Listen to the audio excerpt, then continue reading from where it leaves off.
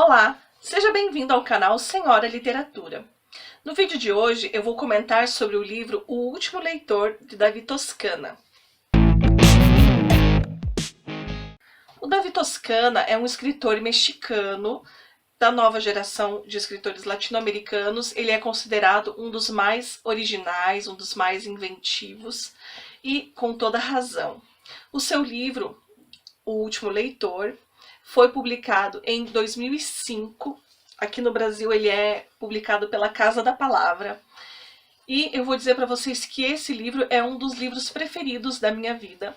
Eu conheci esse livro quando eu fazia uma oficina de criação literária aqui na Fundação Cultural de Curitiba com o Paulo Sandrini. Então ele indicou esse livro para que a gente lesse. E é muito interessante toda a história, toda a forma como o Davi Toscana conseguiu construir essa história. O conteúdo ele é legal, mas nesse livro se destaca muito mais, eu diria, a forma como o Davi Toscana conseguiu fazer essa história. Bem, vou fazer um pequeno resumo aqui da história. A história se passa numa cidade do México chamada Icamole, onde não chove há muitos meses. E então eles estão lutando com essa seca e sem comida, e as pessoas só estão preocupadas com a água. E nós temos os três personagens.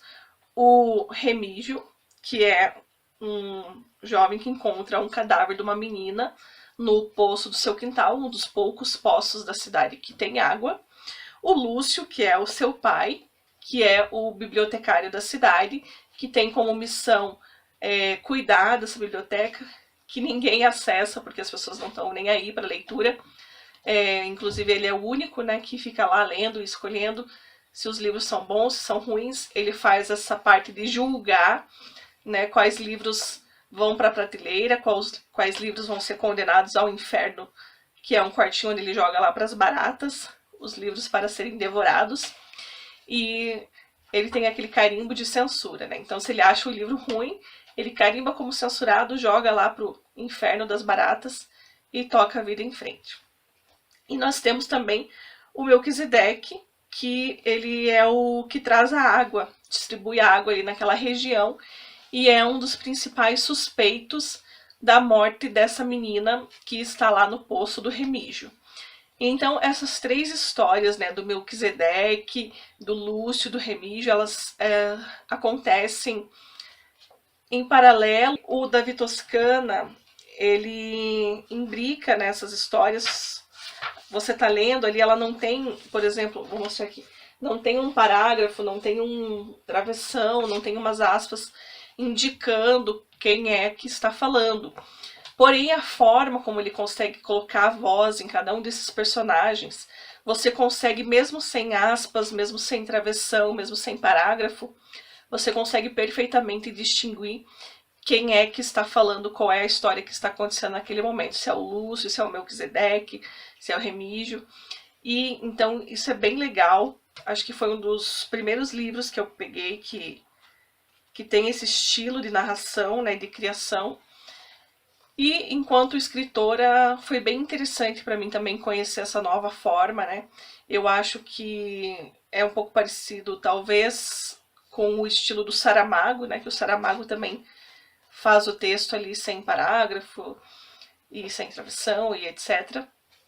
Mas eu vejo assim que o Davi Toscana conseguiu realmente fazer de uma maneira dele, uma maneira única, né?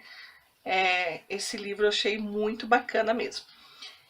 Então, como eu estava falando, o personagem que mais se destaca nessa história, obviamente, acaba sendo o Lúcio, porque como o título do livro já diz, ele é o último leitor dessa cidade. Ele é o único que se importa com os livros, né, e que cuida ali da biblioteca. E esse livro ele é muito metaficcional, ele traz muita metaliteratura dentro dele. Então, pra gente que é escritor, isso também traz muitas coisas pra gente pensar. E até por isso que ele foi um livro indicado numa oficina de criação literária.